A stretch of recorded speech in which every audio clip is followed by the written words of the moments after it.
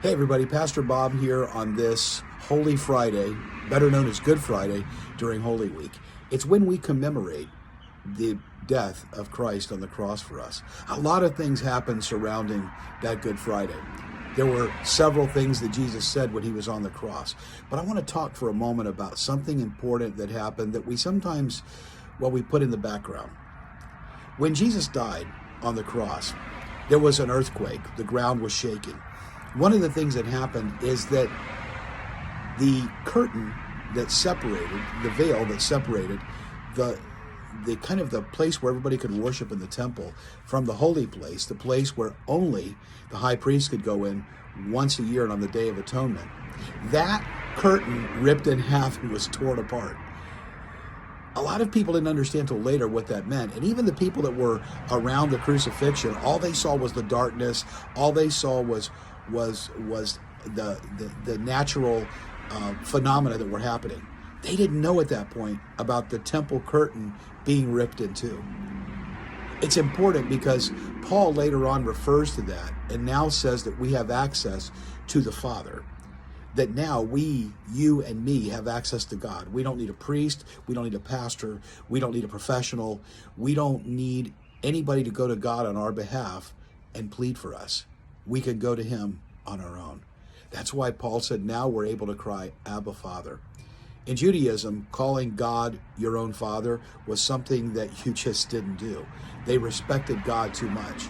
But the whole idea of Jesus coming was that now we didn't need to get anybody else to go to him. We didn't need a church. We didn't need a temple. We didn't need a leader. All we needed to do was to go to him. I want to say this on this Good Friday. Because of what Jesus did, you and I, alone, by ourselves, have access to God. He's our Father now. That's why that story of the prodigal son is so vitally important. Because remember what the Father did. The Father came out and welcomed his wayward son home. He went out and met him. And that's the God now today that you and I are dealing with because of Jesus. And that's why when all of this happened, the centurion who was standing by that helped to crucify Jesus said, surely this man was the Son of God. And because he was the Son of God, and because he was crucified, and because he arose from the dead, we now have access, and we can cry, Abba, Daddy, Father. Don't forget, this coming Sunday, we're going to talk more about these whole events and one or a few people that were involved around it, namely his disciples, and one in particular, and the effect that he has had on generations. And that is none other than Judas Iscariot.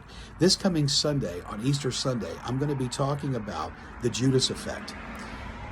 If you'd like to join us in person for Easter, we have two morning worship services, one at 9:45 a.m. and one at 11 o'clock a.m.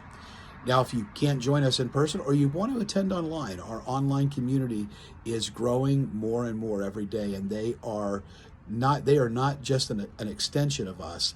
They are more than that. They are part of us. You are our online community. So if you'd like to join us online, you can do so on our YouTube channel at 11 o'clock a.m. Eastern Standard Time. Don't forget to join me this coming Easter Sunday, Resurrection Day, when we talk about the Judas effect, what it means, and what we need to do next as a result of it.